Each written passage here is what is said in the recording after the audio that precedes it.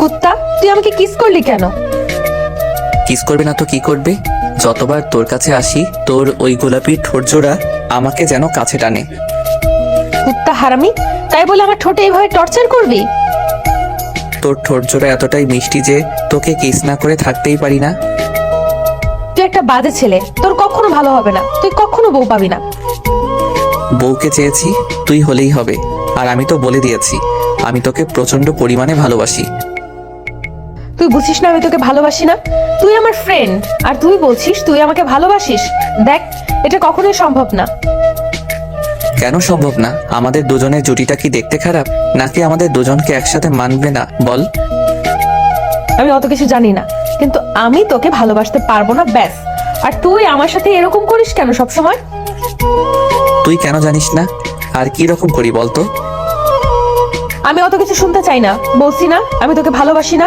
আর তুই সব সময় আমার কাছে আসিস আর দুষ্টুমি করিস। আর কি রকম করিস? কি রকম করি সেটা তো বলবি। তুই তো একটা লুচু ছেলে, তোর না হয় শরম লজ্জা নেই, সবটা উড়ে গেছে। আমি কি লজ্জা শরম ছাড়া নাকি? সবার সামনে তুই বারবার শুধু আমাকে জড়িয়ে ধরিস, কিস করিস, আদর করিস। এটা কি? হ্যাঁ, আমি কি তোর বউ নাকি? বউ না, বেস্ট ফ্রেন্ড, গার্লফ্রেন্ড। ওই জন্যই তো আদর করি। আর তোকে আদর করতে না আমার সেই লেভেলের মজা লাগে। কুত্তার শখ কত! তুই আর কখনো আমার কাছে আসবি না। আর যদি আমার সাথে এরকম করিস তাহলে কিন্তু আমার থেকে খারাপ আর কেউ হবে না। আমি জানি তুই তো আমাকে বারণ করবি, আমাকে ভালোবাসিস না, কিন্তু তুই তো আমাকে দূরে সরিয়ে দিতে পারবি না সেটাও জানি। তুই আমাকে ভালো না বেশে কি করে থাকিস আমিও সেটা দেখবো। শোন, তোর যত ইচ্ছা তুই আমাকে দূরে সরিয়ে দিতে পারিস, তাই বলে আমিও কি দূরে সরে যাবো নাকি? হ্যাঁ কুত্তা হারামি, ভালো হয়ে যা, না হলে কিন্তু আমি আঙ্কেল আন্টিকে সবটা বলে দিতে বাধ্য হব। তো বল, কে বারণ করেছে? তুই যত তাড়াতাড়ি বলবি আব্বু আম্মু বুঝতে পারবে ওরা যেটা ভাবতো সেটাই হয়েছে, আর তত তাড়াতাড়ি আমাদের বিয়েটা দিয়ে দিবে। আঙ্কেল আন্টি আবার কি ভাবতো? হ্যাঁ, এই কুত্তা, তুই কি উল্টাপাল্টা আর ভুলভাল বলেছিস আঙ্কেল আন্টিকে? আমি কেন ভুলভাল বলতে যাব? আব্বু আম্মু তো এমনিতেই ভাবতো তোর আর আমার মধ্যে রিলেশন আছে, আমরা দুজন দুজনকে অনেক বেশি ভালোবাসি। ওই জন্যই দুজন দুজনের সাথে সবসময় আঠার মতো লেগে থাকি। এখন তুই যদি সেটাই চাস তাহলে সত্যি হয়ে যাবে। আর যদি আব্বু আম্মুকে বলিস তাহলে তো ওরা ভেবেই নেবে আমাদের মাঝে রিলেশন আছে। কুত্তা, তোকে এসব কে বলতে বলেছে? আমি কি বলেছি নাকি? ওরা তো নিজে থেকেই ভেবেছে। আর শোন, এসব বলতে হয় না। এখনকার ছেলেমেয়েরা যেমন ফার্স্ট, তাদের আব্বু আম্মুদেরও তো একটু ফার্স্ট হতে হয় বল। তাই ওরা অ্যাডভান্স সবটা ভেবে নিয়েছে, কিন্তু পরে তো আমি ঠিকই তোকে ভালোবেসেছি। আর আমি জানি তুই আমাকে কতটা ভালোবাসিস। তাই এখন এসব কথা না বলে আমি তোকে প্রপোজ করছি, তুই প্রপোজালটা অ্যাকসেপ্ট করে নে। হ্যাঁ, কুত্তার শখ কত! আমি বলছি না আমি তোকে ভালোবাসি না, তারপরে তুই বারবার কেন আমাকে এসব কথা বলিস? কেন বলবো না আমি তোকে ভালোবাসি? আর আমি তোকে ভালোবাসি না, তুই বুঝিস না, তারপরও কেন বারবার আমার কাছে আসিস? তোকে আমি বলেছি না আমি তোকে ভালোবাসতে পারবো না? কিন্তু কেন তুই আমাকে ভালোবাসতে পারবি না কেন? আমি কি দেখতে খারাপ, নাকি আমার কোনো বাজে অভ্যাস আছে?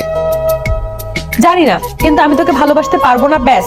আমরা ফ্রেন্ড আছি, ফ্রেন্ডই থাকবো। তুই কিন্তু ফের আমার সাথে দুষ্টামি করবি না। আর যদি এইভাবে আমার উপর রোমান্টিক অত্যাচারগুলো করিস তাহলে কিন্তু আমি সত্যিই বাসায় বলে দিব। আমি তো সেটাই চাই, তুই বলে দিস। তুই যতই বারণই করিস আমি কি শুনবো নাকি? আমি ততবার তোর কাছে আসবো, তোর সাথে রোমান্স করব, নিজের কাছে টেনে নেওয়ার চেষ্টা করব। তোকে আদর না করলে তুই বুঝতে পারবি কি করে আমি তোকে কতটা ভালোবাসি। কুত্তা হারামি, তোর কখনো ভালো হবে না। তুই একটা বাজে ছেলে, তুই একটা লুচু।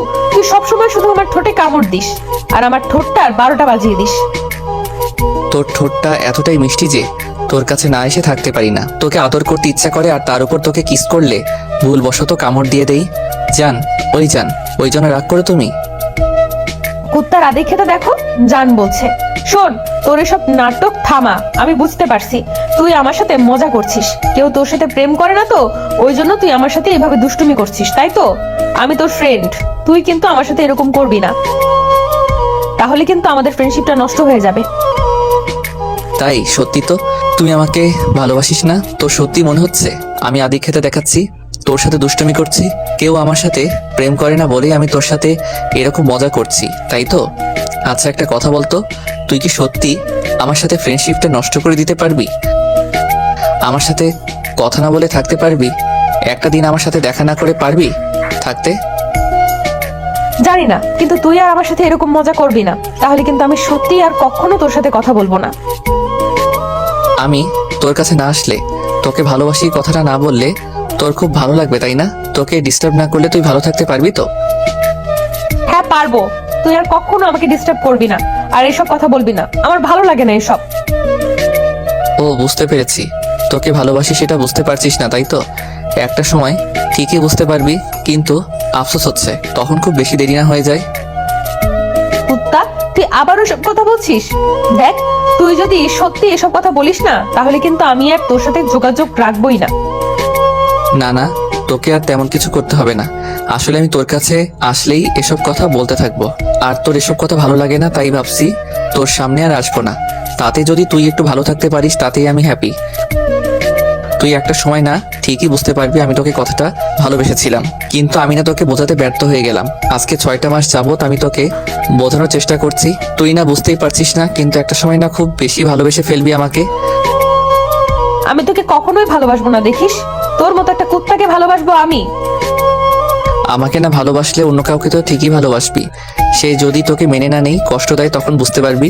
আমিও 6টা মাস ধরে কতটা কষ্ট পেয়েছি তোর এই ইগনোর গুলোতে। তুই আমার সাথে ভালো করে কথা বলিস না, এমনকি আমাদের মাঝে যে ফ্রেন্ডশিপ ছিল তুই সেটা থেকেও কথা বলিস না। ঠিকই বলেছিস, আমি কুত্তা না হলে নির্লজ্জের মতো বারবার তোর কাছে আসতাম না। আসলে কি বলতো, ভালোবাসি তো, ওই জন্য না তোর থেকে দূরে সরেও থাকতে পারি না। তুই টেনশন করিস না, আমি তো তোর কোনো কথাই ফেলতে পারি না। তুই একটা আবদার করছিস আমার কাছে, আমি সেটা রাখার চেষ্টা করব। তুই আর এখন থেকে আমাকে এরকম দুষ্টুমি করতে দেখবি না। ঈশান কথাগুলো বলে সেখান থেকে মন খারাপ করে চলে গেল। মিম ভাবলো হয়তো পরে সবটা ঠিক হয়ে যাবে। ঈশানের এরকম দুষ্টুমি আর পাগলামিগুলো মিমের ভালো লাগে না, তাই বারবার ওকে ফিরিয়ে দেয়। মিম আর ঈশানের ফ্রেন্ডশিপটা এমন পর্যায়ে গেছিল যে ওরা একজন আরেকজনকে ছাড়া চলতে পারতো না। কারো মন ভালো থাকলে অন্যজন যেন দায়িত্ব নিয়ে সেটা দূর করে দিত। একটা মেয়ে আর একটা ছেলে কখনো শুধু ফ্রেন্ড থাকতে পারে না, তাদের মধ্যে কেউ না কেউ কারো প্রতি দুর্বল হবেই। আর ঈশান মিমের প্রতি প্রচন্ড দুর্বল হয়ে গেছিল, সেটাও বেশ ভালোভাবে বুঝতে পেরেছিল। তারপর থেকেই ঈশান ওকে বোঝানোর চেষ্টা করে, কিন্তু মিম যেন বুঝতে চায় না, তাই ঈশানও ওকে একদিন প্রপোজ করে দেয়। ঈশান যখন আমাকে প্রপোজ করেছিল সেদিন অনেক অবাক হয়েছিলাম। তারপর একটা সপ্তাহ রাগ করে ওর সাথে কথা বলিনি। তারপর ঈশানের জোরাজোরিতে কথা বলতে বাধ্য হয়েছিলাম। মিম ঈশানের সাথে কথা না বলে থাকতে পারছিল না।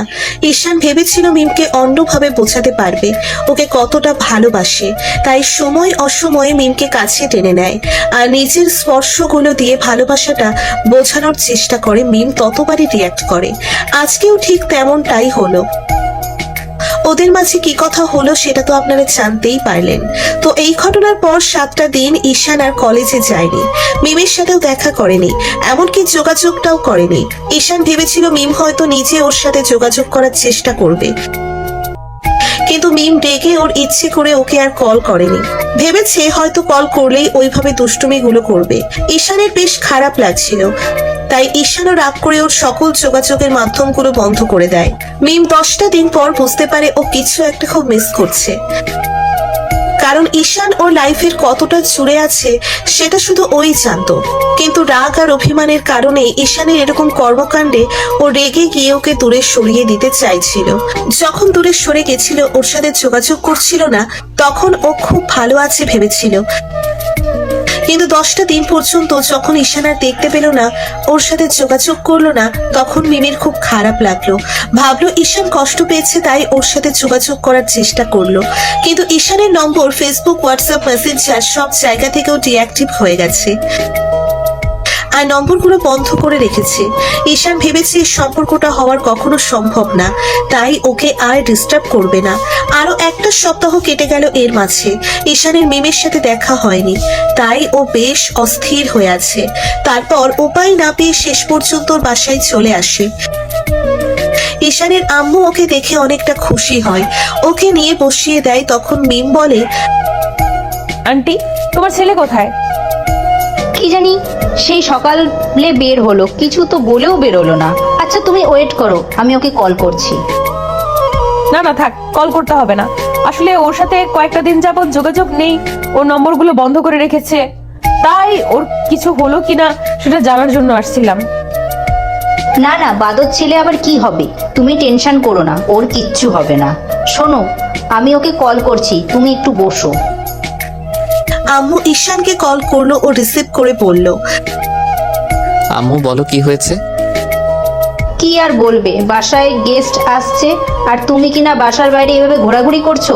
এখনই বাসায় আসো। সেটা ঠিক আছে, কিন্তু কে আসছে সেটা তো বলবে। আর এই অসময়ে ফোন দিলে আমি তো বলে আসলাম যে আমি আড্ডা দিতে আসছি। কে আসছে তুমি বুঝতে পারছো না? আজকে 2টা সপ্তাহ যাকে ইগনোর করছো সে আসছে। তুমি নাকি সব জায়গা থেকে মিমকে ব্লক করে রেখেছো, নাম্বারটা বন্ধ করে রেখেছো, তোমার সাথে ও যোগাযোগই করতে পারছে না। আম্মু মিমের দিকে এগিয়ে আসলো, তারপর ওকে ফোনটা দিয়ে বলল, এই নাও, মিমের সাথে কথা বলো। মামুনি তোমরা কথা বলো, আমি আসছি। আম্মু চলে গেলে মিম ফোনটা কানে নিয়ে বলল, হ্যালো, কেমন আছিস তুই?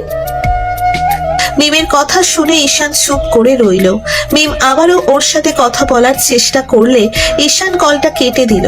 মিমের মনটা খারাপ হয়ে গেল। ঈশান জানে মিম কষ্ট পাবে, তারপরও ওকে ইগনোর করলো, কারণ ঈশান চায় না ওর সাথে যোগাযোগ রাখতে। তাতে হয়তো ওর প্রতি আরো দুর্বল হয়ে যাবে, ওকে নিজের কাছে পেতে চাইবে, তাই ওর সাথে যোগাযোগ করতে চান না। মিম মন খারাপ করে বসে আছে। আম্মু এসে বলল, মামুনি কি হয়েছে, তুমি এভাবে মন খারাপ করে আছো কেন? আন্টি কিছুই হয়নি, এমনি আমি বাসায় চলে যাচ্ছি, তোমার ছেলে আসলে বলবে আমাকে একটু কল করতে। কোনো তোমার সাথে কথা বলেনি? না, বললো ব্যস্ত আছে। আম্মুকে আর কিছু বলার সুযোগ না দিয়ে মিম উঠে বাসার দিকে চলে গেল। বিকালে ঈশান বাসায় আসলে আম্মু ওকে মিমের কথাগুলো বলল। ঈশান আরো 4-5টা দিন কলেজে গেল না। অন্যদিকে মিম ওকে না দেখে থাকতে পারছিল না, ওর ভেতরে একটা শূন্যতা কাজ করতে শুরু করেছিল। মিম তখন বুঝতে পারছে ও ঈশানকে খুব বেশি মিস করছে। ওকে ভালোবাসে কিনা সেটা জানে না, তাই জানার চেষ্টা করছিল ওকে ভালোবাসি কিনা। তারপর যখন মিমের বান্ধবীগুলো ওকে বলল ও ঈশানকে ভালোবেসে ফেলেছে, ওকে ছাড়া থাকতে পারবে না, তখন মিমেরও আর বুঝতে বাকি রইল না ও আসলে ঈশানকে ভালোবাসে। অন্যদিকে আব্বু আম্মু ঈশানকে এভাবে বাসায় থাকতে দেখে আর এদিকে ওদিকে ঘুরে বেড়াতে দেখে ওকে জিজ্ঞেস করে কি হয়েছে, কিন্তু ঈশান কিছু বলছিল না। তারপর ঈশান ঠিক করলো আবার কলেজে যাওয়া কন্টিনিউ করবে, তাতে আব্বু আম্মু বিষয়টা বুঝতে না পারে। পরদিন কলেজে আসতেই দেখতে পাই মিম ওর বান্ধবীগুলোর সাথে বসে আছে। ওকে দেখেই ঈশান ক্লাসের দিকে যেতে গেলে মিমের বান্ধবী ওকে বলে এসব কলেজে আসছে। মিম যেন দেহে প্রাণ ফিরে পায়। এতগুলো দিন পর ওকে দেখার জন্য আর নিজেকে আটকে রাখতে পারে না। দৌড়ে ঈশানের কাছে আসতে গেলে ঈশান ওকে দেখে এড়িয়ে যেতে চায়। মিম দৌড়ে এসে ওর সামনে দাঁড়ায়। ঈশান পাশ কাটিয়ে চলে যেতে গেলে মিম ওর একটা হাত ধরে ফেলে আর বলে, কি হয়েছে তোর? আমাকে ইগনোর করছিস কেন? তুই বুঝিস না তোর ইগনোরটা আমি নিতে পারছি না? আমি তোকে ইগনোর করব কেন? আর তুই কে যে আমি তোকে ইগনোর করতে যাব? এখন বলছিস আমি কে? আমি তোর বেস্ট ফ্রেন্ড, আর তুই না আমাকে ভালোবাসিস, তাহলে ইগনোর করছিস কেন? কে বলো তোকে ভালোবাসি? তুই না বললি আমি তোর সাথে মজা করছি? তাহলে এখন আবার কি মনে করে বলছি যে আমি তোকে ভালোবাসি? দেখ, এসব উদ্ভট কথা বলিস না তো। তুই তো চাইতি আমি যেন তোর সামনে না আসি, তাহলে এখন আবার তোর কি সমস্যা হলো? এতদিন চাইলাম, কিন্তু এখন চাই না। আমি তোকে না দেখে তোর সাথে কথা না বলে থাকতে পারি না, তুই সেটা জানিস না? আমরা জানি অনেক কিছুই, কিন্তু সেটা প্রকাশ করতে চাই না, তাই আমিও আর এগুলো জানতে চাই না। আমাকে ছাড় আর যেতে দে। আমাকে ছেড়ে দূরে চলে যেতে চাইছিস? থাকতে পারবি তো আমাকে ছাড়া? ভালো থাকতে পারবি তো? অনেক কিছুই আমরা পারি না, কিন্তু সেটাই আমাদের করতে হয়। ছাড় এখন। আর এসব কথা বলছিস কেন? হুটহাট করে তোর কি হয় মাঝে মধ্যে? মাঝে মধ্যে কিছু হয়নি, কিন্তু সেই দিন হয়েছিল। বুঝতে পারিনি গত 6টা মাসে সেই ছেলেটা আমাকে ভালোবাসে, তার ভালোবাসাটা। কিন্তু এখন বুঝতে পারছি তুই আমাকে কতটা ভালোবাসিস। হুটহাট করে তোর কি হলো বলতো? এইসব কথা বলছিস, তুই তো চাস না আমি এসব বলি, তাহলে আজকে নিজে থেকেই বলছিস যে তোর কি মাথা খারাপ হয়ে গেছে নাকি? তুই পাগল হয়ে গেছিস বলতো? পাগল? আমি এতদিন ছিলাম আর এতদিন বুঝতে পারিনি যে তোকে ভালোবাসে, কিন্তু আজকে ঠিকই বুঝতে পারছি। তুই প্লিজ আমাকে এভাবে এড়িয়ে যাস না। তোর ইগনোরটা আমি নিতে পারছি না। আমার খুব বেশি কষ্ট হয়। প্লিজ আমাকে এইভাবে দূরে সরিয়ে দিস না। কিন্তু তুই নিজেই যাস না আমি তোর কাছে আসি, তাই তোর থেকে দূরে সরে যাওয়ার চেষ্টা করছি। এখন হাতছাড়া আমাকে যেতে দে। কিন্তু আমি এখন চাই তুই আমার কাছে থাক, আমাকে ভালোবাসিস, কিন্তু আমাকে দূরে সরিয়ে দিস না। যেটা হবার নয় আমি সেটা নিয়ে ভাবতে চাই না। তোর এখন এটা এমনটা মনে হচ্ছে, কিন্তু পরে ঠিকই মনে হবে আমি তোর উপর অধিকার চাপিয়ে দিয়েছিলাম। এখন এসব কথা না বলে সর, আমাকে যেতে দে। ভালোবাসিস তাহলে ইগনোর কেন করছিস? তুই জানতি না আমি একটা সময় তোকে ভালোবাসবো? তুই তো বলতি, আর সেটাই হয়েছে। তাহলে এইভাবে কষ্ট কেন দিচ্ছিস? তুই বুঝিস না আমি তোর ইগনোরটা নিতে পারি না, তোকে কত বেশি ভালোবেসে ফেলেছি। আগে তো সেটা বলিসনি, আর তুই চাইতি আমি তোর সামনে যেন না আসি। আমি কি সেটা একবারও মন থেকে বলেছি? তুই কেন বুঝিস না? আমি তোকে অনেক বেশি ভালোবেসে ফেলেছি। প্লিজ আমাকে কষ্ট দিস না। তুই যে আমাকে এতদিন কষ্ট দিলি তার বেলায়। বললাম তো ভুল হয়েছে। সত্যি তো? আর কখন এরকম ভুল হবে না? আমাকে দূরে সরিয়ে দিবি না তো? আবার মনে হবে না তো তুই আমাকে ভালোবাসিস না? তেমন কিছু না। মনে হওয়ার আগে আমি আঙ্কেল আন্টিকে বলবো যেন আমাদের বিয়েটা দিয়ে দেয়। ওরে শালা, তুই দেখি এত অ্যাডভান্স রোমান্স করার এত ইচ্ছা? জানি না, কিন্তু তোকে আমি আর হারাতে চাই না। আমি তোর এই কয়েকটা দিনের ইগনোরটা মেনে নিতে পারিনি, তাহলে সারা জীবনের জন্য তোকে হারিয়ে ফেলে কি করে থাকবো বলো? এত কথা বলছিস কিন্তু একটাবারও কিন্তু প্রপোজ করলি না, আর বলি না তুই আমাকে ভালোবাসিস। সব কথা মুখে বলে দিতে হয় না গাধা। তারপরও বলছি আমি তোকে অনেক বেশি ভালোবাসি। এবার একটা বার আমাকে জড়িয়ে ধরো। জড়িয়ে ধরলে তো তোকে আমার আদর করতে ইচ্ছা করবে, তখন করলে করবে, কিন্তু তুই আমাকে দূরে সরিয়ে দিস না প্লিজ। এখন আদর করো। ভালোবেসে চান আপনার ভালোবাসার মানুষটিকে। ভীতু মানুষের মতো পছন্দের মানুষটাকে প্রপোজ করার ভয়ে হারিয়েন না। কি ভয় পাচ্ছেন যে প্রপোজ করার পর সে আপনাকে রিজেক্ট করবে? আরে ভাই, আগে প্রপোজ তো করেন। ভালোবাসার মানুষটিকে আঠার মতো আগলে রাখুন। আরে তোমাদেরকে বলছি, গল্প শেষ। ভিডিও কেটে চলে যাচ্ছ? সাবস্ক্রাইব করবে কি? আর হ্যাঁ, যারা পেজ থেকে ভিডিও দেখছো ফলো করতে ভুলবে না কিন্তু। টাটা, আল্লাহ হাফিজ।